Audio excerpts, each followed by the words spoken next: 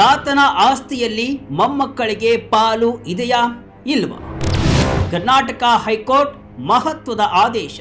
S ವೀಕ್ಷಕರೇ, ಇತ್ತೀಚೆಗೆ ಆಸ್ತಿ ವಿಚಾರದಲ್ಲಿ ಅಣ್ಣ ತಮ್ಮಂದಿರ ನಡುವೆ, ಸಂಬಂಧಿಕರ ನಡುವೆ, ತಾತ ಮೊಮ್ಮಕ್ಕಳ ನಡುವೆ ಬಿಗ್ ಫೈಟ್ ನಡೆಯುತ್ತೆ.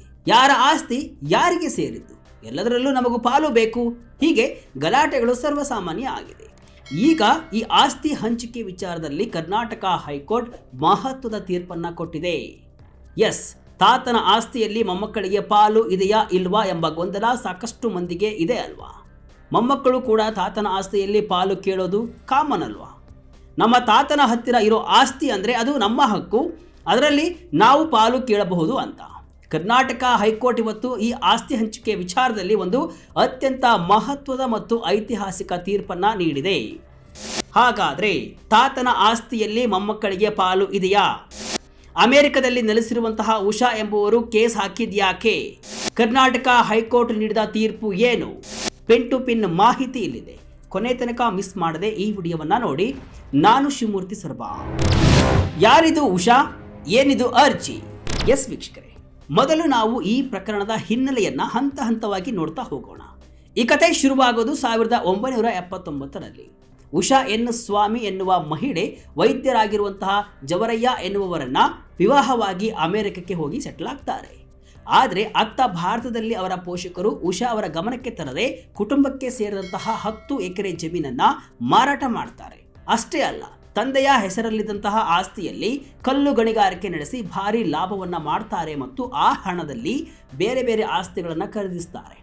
ಇದನ್ನ ಕೇಳಿ ಅಮೆರಿಕದಿಂದ ಓಡಿ ಬಂದಂತಹ ಉಷಾ, ಇದು ನಮ್ಮ ಪೂರ್ವಜರ ಆಸ್ತಿ, ಇದರಲ್ಲಿ ನನಗೂ ಸಮಪಾಲು ಬೇಕು, ನನ್ನ ತಂದೆ ಇದನ್ನ ಮಾರಾಟ ಮಾಡೋ ಹಾಗಿಲ್ಲ ಅಂತ ಕೋರ್ಟ್ ಮೆಟ್ಟಿಲು ಏರ್ತಾರೆ. ಆದರೆ ಅಧೀನ ನ್ಯಾಯಾಲಯ ಅವರ ಅರ್ಜಿಯನ್ನ ವಜಾ ಮಾಡುತ್ತೆ. ಇದನ್ನ ಪ್ರಶ್ನಿಸಿ ಉಷಾ ಅವರು ಹೈಕೋರ್ಟ್ನಲ್ಲಿ ಮೇಲ್ಮನವಿಯನ್ನು ಕೂಡ ಸಲ್ಲಿಸಿದ್ರು. ನ್ಯಾಯಮೂರ್ತಿ ಡಿ.ಕೆ. ಸಿಂಗ್ ಮತ್ತು ನ್ಯಾಯಮೂರ್ತಿ ಟಿ.ಎಂ. ನದಾಫ್ ಅವರಿದ್ದಂತಹ ವಿಭಾಗೀಯ ಪೀಠ ಈಗ ಈ ಕೇಸ್ನಲ್ಲಿ ಅಂತಿಮ ತೀರ್ಪನ್ನ ಕೊಟ್ಟಿದೆ. ತಾತನ ಆಸ್ತಿಯಲ್ಲಿ ಮೊಮ್ಮಕ್ಕಳಿಗೆ ಪಾಲಿಲ್ಲ, ಖಡಕ್ ಆಗಿ ಹೇಳಿದ ಕರ್ನಾಟಕ ಹೈಕೋರ್ಟ್. ಹೌದು ವೀಕ್ಷಕರೇ, ತಾತ ಕಷ್ಟಪಟ್ಟು ಸಂಪಾದಿಸಿದ ಆಸ್ತಿಯಲ್ಲಿ ಮೊಮ್ಮಕ್ಕಳು ಪಾಲು ಕೇಳೋಕೆ ಕಾನೂನಿನಲ್ಲಿ ಅವಕಾಶವೇ ಇಲ್ಲ ಅಂತ ಹೈಕೋರ್ಟ್ ಇವತ್ತು ಖಡಕ್ ಆಗಿ ಹೇಳಿಬಿಟ್ಟಿದೆ. ಹೌದು, ಒಬ್ಬ ತಾತ ತನ್ನ ಜೀವಿತಾವಧಿಯಲ್ಲಿ ಸ್ವಂತವಾಗಿ ಸಂಪಾದಿಸಿದ ಆಸ್ತಿ ವಿಭಜನೆಯ ನಂತರ ಅಂದರೆ ಕೌಟುಂಬಿಕ ಒಪ್ಪಂದದ ಮೂಲಕ ತಂದೆಯ ಕೈ ಸೇರಿದೆ ಅಂದರೆ ಅದು ಆ ತಂದೆಯ ಅಪ್ಪಟ ವೈಯಕ್ತಿಕ ಆಸ್ತಿ ಆಗಿತ್ತೆ ಹೊರತು ಅದು ಹಿಂದೂ ಅವಿಭಕ್ತ ಕುಟುಂಬದ ಆಸ್ತಿ ಆಗಲ್ಲ ಅಂತ ಕೋರ್ಟ್ ಹೇಳಿದೆ. ಮಿತಾಕ್ಷರ ಕಾನೂನಿನ ಪ್ರಕಾರ ಒಬ್ಬ ವ್ಯಕ್ತಿಗೆ ತನ್ನ ಸ್ವಯಾರ್ಜಿತ ಆಸ್ತಿಯನ್ನ ಯಾರಿಗೆ ಬೇಕಾದರೂ ನೀಡುವ ಅಥವಾ ಮಾರಾಟ ಮಾಡುವ ಸಂಪೂರ್ಣ ಹಕ್ಕಿರುತ್ತೆ. ಇಲ್ಲಿ ಉಷಾ ಅವರು ಇದು ಪಿತ್ರಾರ್ಜಿತ ಆಸ್ತಿ ಅಂತ ಸಾಬೀತುಪಡಿಸಲು ವಿಫಲರಾಗಿದ್ದಾರೆ. ಆದ್ದರಿಂದ ಆಸ್ತಿಯಲ್ಲಿನ ಹಕ್ಕುಗಳಲ್ಲಿ ಭಾಗ ಪಡೆಯಲು ಅರ್ಹಳಾಗುವುದಿಲ್ಲ. ತಾತನ ಸ್ವಯಂ ಸಂಪಾದಿತ ಆಸ್ತಿಗಳನ್ನು ಜಂಟಿ ಕುಟುಂಬದ ಆಸ್ತಿಗಳೆಂದು ಹೇಳಿ ತಾನು ಭಾಗ ಪಡೆಯಬಹುದೆಂದು ಸಾಧಿಸಲು ಇಲ್ಲಿ ಸಾಧ್ಯವಾಗಿಲ್ಲ. ಆದ್ದರಿಂದ ವಿಚಾರಣಾ ನ್ಯಾಯಾಲಯದ ಆದೇಶದಲ್ಲಿ ಯಾವುದೇ ದೋಷವಿಲ್ಲ ಅಂತ ಅಭಿಪ್ರಾಯಪಟ್ಟು ಮೇಲ್ಮನವಿಯನ್ನ ವಜಾಗೊಳಿಸಲಾಗಿದೆ. ವಿನೀತಾ ಶರ್ಮಾ ವರ್ಸಸ್ ರಾಕೇಶ್ ಶರ್ಮಾ ಕೇಸ್ ಪ್ರಸ್ತಾಪ. ವೀಕ್ಷಕರೇ, ಉಷಾ ಅವರ ವಕೀಲರು ಸುಪ್ರೀಂ ಕೋರ್ಟ್ನ ಪ್ರಖ್ಯಾತ ವಿನೀತಾ ಶರ್ಮಾ ಕೇಸನ್ನ ಇಲ್ಲಿ ಉಲ್ಲೇಖ ಮಾಡಿದರು. ಆ ತೀರ್ಪಿನ ಪ್ರಕಾರ ಹೆಣ್ಣು ಮಕ್ಕಳಿಗೆ ಆಸ್ತಿಯಲ್ಲಿ ಸಮಾನ ಹಕ್ಕಿದೆ ಅನ್ನೋದು ನಿಜ. ಆದರೆ ಹೈಕೋರ್ಟ್ ಇದಕ್ಕೆ ಒಂದು ಟ್ವಿಸ್ಟ್ ಅನ್ನ ಕೊಡ್ತು. ಹೆಣ್ಣು ಮಕ್ಕಳಿಗೆ ಹಕ್ಕು ಇರೋದು ಕೇವಲ ಪಿತ್ರಾರ್ಜಿತ ಆಸ್ತಿಯಲ್ಲಿ ಮಾತ್ರ. ಒಂದು ವೇಳೆ ಆ ಆಸ್ತಿ ತಂದೆಯ ಸ್ವಂತ ಸಂಪಾದನೆಯಾಗಿದ್ರೆ ಅಥವಾ ತಂದೆಗೆ ಅದು ತನ್ನ ತಂದೆಯಿಂದ ಗಿಫ್ಟ್ ಆಗಿ ಬಂದಿದ್ರೆ ಅದರಲ್ಲಿ ಮಕ್ಕಳು ಭಾಗ ಕೇಳೋಕೆ ಆಗಲ್ಲ. ಉಷಾ ಅವರ ತಂದೆ ತಮಗೆ ಬಂದಂತಹ ಪಾಲನ್ನ ಮಾರಾಟ ಮಾಡಿದ್ದು ಅಕ್ಷರಶಃ ಕಾನೂನುಬದ್ಧವಾಗಿದೆ. ಅವರು ಆ ಹಣದಲ್ಲಿ ಹೊಸ ಆಸ್ತಿಯನ್ನ ಖರೀದಿ ಮಾಡಿದರೆ ಅದು ಕೂಡ ಅವರ ವೈಯಕ್ತಿಕ ಆಸ್ತಿಯೇ ಆಗುತ್ತೆ. ಅದರಲ್ಲಿ ಮಗಳು ಪಾಲು ಕೇಳೋದು ಅಸಾಧ್ಯ ಅಂತ ಕೋರ್ಟ್ ಹೇಳಿದೆ. ಉಷಾ ಅವರ ತಂದೆಯ ವಾದಕ್ಕೆ ಜಯ. ಇದು ಪೂರ್ವಜರ ಆಸ್ತಿಯಲ್ಲ ಅಂತ ದಾಖಲೆ. ಈ ಪ್ರಕರಣದಲ್ಲಿ ಉಷಾ ಅವರ ಪೋಷಕರು ಕೂಡ ಅಷ್ಟೇ ಗಟ್ಟಿಯಾಗಿ ನಿಂತಿದ್ರು. ನಾವು ಮಾರಾಟ ಮಾಡಿರುವಂತಹ ಜಮೀನು ನಮ್ಮ ತಂದೆ ಸ್ವಂತವಾಗಿ ಕೊಂಡುಕೊಂಡಿದ್ದು ಅದನ್ನು ನಾವು ನಮ್ಮ ಅನುಕೂಲಕ್ಕಾಗಿ ಬಳಸಿಕೊಂಡಿದ್ದೀವಿ. ಉಷಾ ಅಮೆರಿಕದಲ್ಲಿ ನೆಮ್ಮದಿಯಾಗಿದ್ದಾಳೆ, ಅವಳಿಗೆ ಅಲ್ಲಿನ ಆಸ್ತಿಯಲ್ಲಿ ಹಕ್ಕು ನೀಡೋ ಅಗತ್ಯವಿಲ್ಲ ಅಂತ ಅವರು ವಾದಿಸಿದ್ರು. ಅಚ್ಚರಿಯ ವಿಷಯ ಏನಪ್ಪಾ ಅಂದರೆ, ಉಷಾ ಅವರ ಸ್ವಂತ ಚಿಕ್ಕಪ್ಪ ಅಂದರೆ ತಂದೆಯ ತಮ್ಮನೇ ಸಾಕ್ಷಿ ನೀಡುವಾಗ ಒಂದು ಮಾತನ್ನು ಹೇಳ್ತಾರೆ. ಹೌದು, ಈ ಆಸ್ತಿಯನ್ನು ನನ್ನ ತಂದೆ ಖರೀದಿ ಮಾಡಿದ್ದು ಮತ್ತು ಅದು ನಮ್ಮ ಪಾಲಿಗೆ ಬಂದಾಗ ಅದು ನಮ್ಮ ಸ್ವಂತ ಆಸ್ತಿ ಆಗಿದೆ ಅಂತಾನು ಹೇಳಿದರು. ಅಂದರೆ ಉಷಾ ಅವರ ಕಡೆಯ ಸಾಕ್ಷಿಯ ಅವರ ಕೇಸ್ಗೆ ಮುಳುವಾಯಿತು. ಇಲ್ಲಿ ಚಿಕ್ಕಪ್ಪನ ಸಾಕ್ಷಿ ಉಷಾ ಅವರ ಹೋರಾಟವನ್ನು ಅಕ್ಷರಶಃ ಅಂತ್ಯಗೊಳಿಸಿತು. ದಾಖಲೆಗಳಿಲ್ಲದೆ ಕೋರ್ಟ್ಗೆ ಬರೋರಿಗೆ ಕಿವಿ ಮಾತು. ವೀಕ್ಷಕರೇ, ಹೈಕೋರ್ಟ್ ಒಂದು ಅತ್ಯಂತ ಕಠಿಣವಾದ ಮಾತನ್ನ ಹೇಳ್ತು. ಯಾರಾದರೂ ಕೋರ್ಟ್ಗೆ ಬಂದು ಆಸ್ತಿ ಕೇಸ್ ಹಾಕಿದ್ರೆ ಆ ಆಸ್ತಿ ಪಿತ್ರಾರ್ಜಿತ ಅಂತ ಸಾಬೀತುಪಡಿಸೋ ಜವಾಬ್ದಾರಿ ಅವರದ್ದೇ ಆಗಿರುತ್ತೆ. ಎದುರಾಳಿಗಳು ಸಾಕ್ಷಿ ಕೊಟ್ಟಿಲ್ಲ ಅನ್ನೋ ಕಾರಣಕ್ಕೆ ನೀವು ಗೆಲ್ಲೋಕೆ ಆಗಲ್ಲ ಅಂತ ಕೋರ್ಟ್ ಚೀಮಾರಿ ಹಾಕಿದೆ.